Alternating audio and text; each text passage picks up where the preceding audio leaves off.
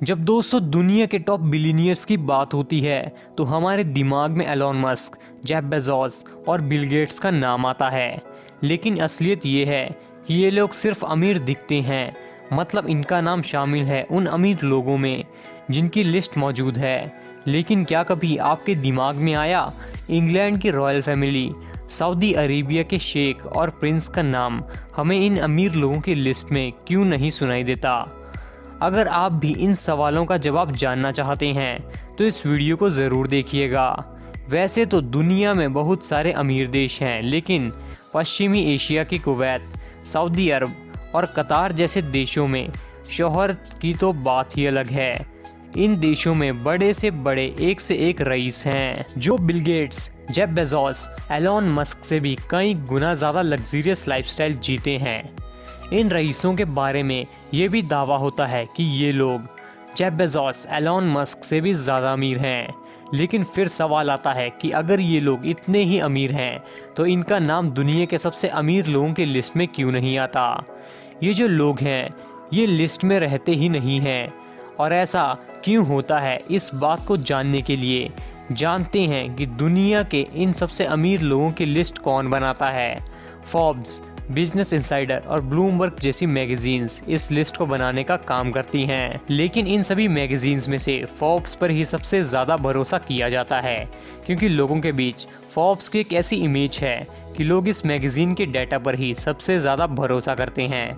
और फोर्ब्स इन अमीर लोगों की करेक्ट इन्फॉर्मेशन कहाँ से लाता है, ये सवाल फोर्ब्स से भी कई बार पूछा जा चुका है। लेकिन फोर्ब्स ने प्राइवेसी गाइडलाइंस के जरिए अपने आप को इस सवाल से बचाए रखा। लेकिन 31 मार्च 2018 के दिन फोर्ब्स की टॉप एडिटर कैरी ड्वेलन के द्वारा एक आर्टिकल पब्लिश किया गया था, जिसमें उन्होंने बताया कि फोर्ब्स में लोगों की इन्फॉर्मेशन कहाँ से लाई जाती है, और इस लिस्ट में सऊदी अरेबिया के किसी भी प्रिंस और बाकी रॉयल फैमिलीज़ को क्यों जगह नहीं दी जाती। पहले जानते हैं फोर्ब्स इन अमीर लोगों की इन्फॉर्मेशन कहाँ से लाता है। तो कैरी ने बताया कि दुनिया के कुछ बिलियनियर्स उनसे कोऑपरेट करते हैं और खुद ही अपनी सारी इन्फॉर्मेशन उनके सामने रख देते हैं, और Bill Gates, mark Zuckerberg, Jeff Bezos का नाम इन बिलियनियर्स में शामिल है। अब सवाल आता है कि जो लोग फोर्ब्स को अपनी इन्फॉर्मेशन देने से मना कर देते हैं, इनका क्या? तो इनके लिए फोर्ब्स ने इन लोगों के लिए टॉप रिपोर्टर्स की एक टीम बनाई है, जिनका काम दुनिया के सबसे अमीर लोगों की नेटवर्थ का पता लगाना होता है। फोर्ब्स एक लिस्ट बनाता है, फिर फोर्ब्स इन लोगों के फैमिली, फ्रेंड्स, रिलेटिव्स का इंटरव्यू लेता है, और फोर्ब्स उस बिलियनियर का पूरा डाटा रखता है। उसने क्या खरीदा, क्या बेचा, कितना लॉस हुआ, मतलब सब कुछ। लेकिन इतनी मेहनत के बाद भी फोर्ब्स की लिस्ट कई बार पूरी तरह सही नहीं होती, क्योंकि किसी की करेक्ट नेटवर्थ का पता लगाना इतना आसान नहीं होता। और कुछ टाइम पहले ऐसे कई बार हो चुका है कि फोर्ब्स की गलतियां ऑडियंस के सामने आई हैं, लेकिन फिर भी ऑडियंस के द्वारा फोर्ब्स को ही ट्रस्टेड बिजनेस मैगजीन माना जाता है। लेकिन फिर सवाल ये भी आता है कि रॉयल फैमिलीज और प्रिंस और शेख का नाम इस लिस्ट में क्यों नहीं आता? तो चलिए जानते हैं।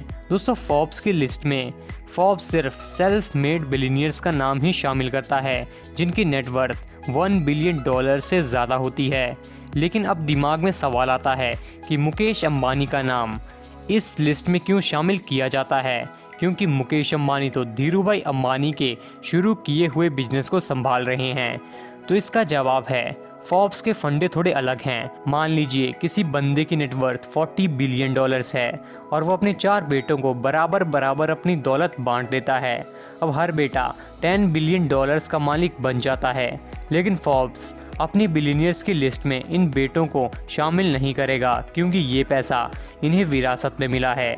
लेकिन इनमें से अगर कोई बेटा अपने $10 बिलियन को बढ़ाकर $15 बिलियन या फिर $20 बिलियन कर देता है, तभी फोर्ब्स उस बेटे को अपनी लिस्ट में शामिल कर लेता है।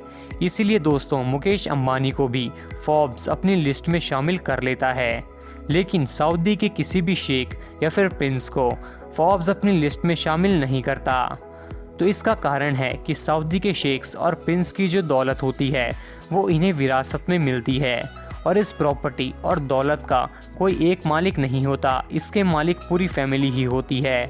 और रिचेस्ट पर्सन्स की लिस्ट में इन लोगों को शामिल ना करने का एक और कारण ये भी है कि सऊदी के शेख्स की असली नेटवर्थ का पता लगाना नामुमकिन है, क्योंकि ये अपनी विरासत से जुड़ी जानकारी नहीं देते। लेकिन फिर भी 2017 में सऊदी की रॉयल फैमिली के एक मेंबर अल वदीद बिन दलाल उल सऊद को फोर्ब्स की इस लिस्ट में 18 बिलियन डॉलर्स के नेटवर्थ बताकर शामिल कर लिया गया था।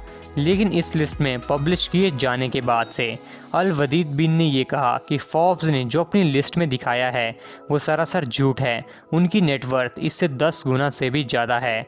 और अल वदीद बिन के इस लाइन से फोर्ब्स की इमेज काफ़ी ज़्यादा ख़राब हुई और फोर्ब्स ने डिसाइड किया कि अब वो अपनी लिस्ट में पश्चिमी एशिया के रॉयल फैमिली मेंबर्स को शामिल नहीं करेगी। और यही मेन रीज़न है कि किसी भी बिजनेस मैगज़ीन में हमें सऊदी के किसी भी शेख का नाम देखने को नहीं मिलता। अब एलॉन मस्क, जेफ बेजोस जैसी पर्सनैलिटीज़ को हम सबसे अमीर मानते हैं, लेकिन क्या पता सऊदी की ये शेख और प्रिंस इनसे ज़्यादा अमीर हों। आपको क्या लगता है, असल में जेफ बेजोस, एलॉन मस्क जैसे लोग ज़्यादा अमीर हैं या फिर ये पश्चिमी एशिया के प्रिंस और शेख इनसे ज़्यादा अमीर हैं? हमें नीचे कमेंट बॉक्स में कमेंट कर ज़रूर बताइएगा। और अगर आपको ये वीडियो अच्छी लगी हो तो इस वीडियो को लाइक कीजिएगा और हमारे चैनल को सब्सक्राइब कीजिएगा।